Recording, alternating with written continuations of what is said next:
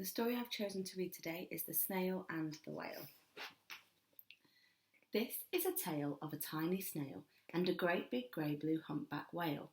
This is a rock as black as soot, and this is a snail with an itchy foot. The sea snail slithered all over the rock and gazed at the sea and the ships in the dock, and as she gazed she sniffed and sighed. "The sea is deep and the world is wide, how I long to sail," said the tiny snail. These are the other snails in the flock, who all stuck tight to the smooth black rock and said to the snail with the itchy foot, "Be quiet, don't wriggle, sit still, stay put." But the tiny sea snail sighed and sniffed, then cried, "I've got it, I'll hitch a lift." This is the trail of the tiny snail, a slivery trail that looped and curled and said, "Lift wanted around the world."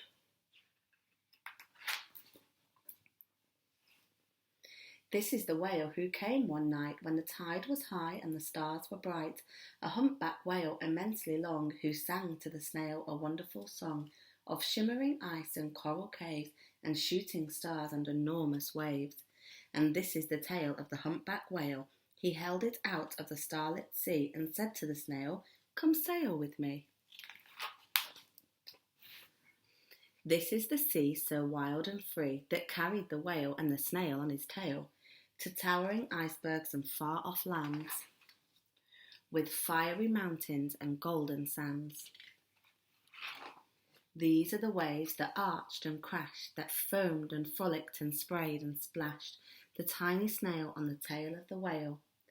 These are the caves beneath the waves, where the stripy fish with feathery fins and sharks with hideous toothy grins swam round the whale and the snail on his tail.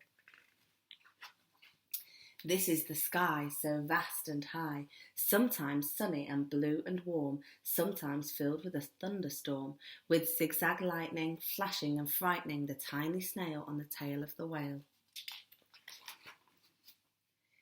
And she gazed at the sky, the sea, the land, the waves and the caves and the golden sand. She gazed and gazed, amazed by it all, and she said to the whale, "I feel so small."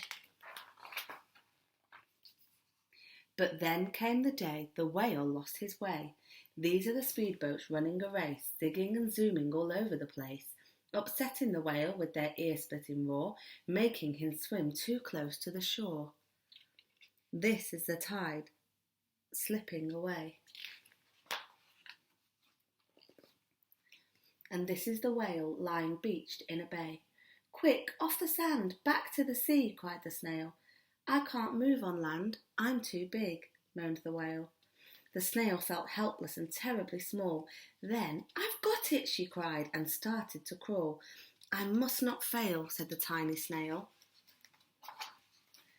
This is the bell on the school in the bay, ringing the children in from their play. This is the teacher holding her chalk, telling the class, "Sit straight, don't talk." This is the board as black as soot, and this is the snail with the itchy foot. "A snail, a snail!" The teacher turns pale. "Look," says the children, "it's leaving a trail." This is the trail of the tiny snail, a silvery trail saying, "Save the whale."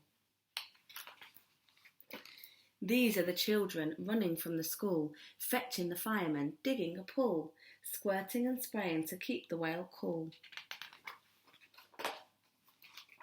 This is the tide coming into the bay, and these are the villagers shouting, "Hooray!" as the whale and the snail travel safely away. Back to the dock and the flock on the rock, who said, "How time's flown, and haven't you grown?" And the whale and the snail told their wonderful tale of shimmering ice and coral caves and shooting stars and enormous waves, and of how the snail, so small and frail, with her looping, curling, silvery trail, saved the life of the humpback whale. Then the humpback whale held out his tail and on crawled snail after snail after snail.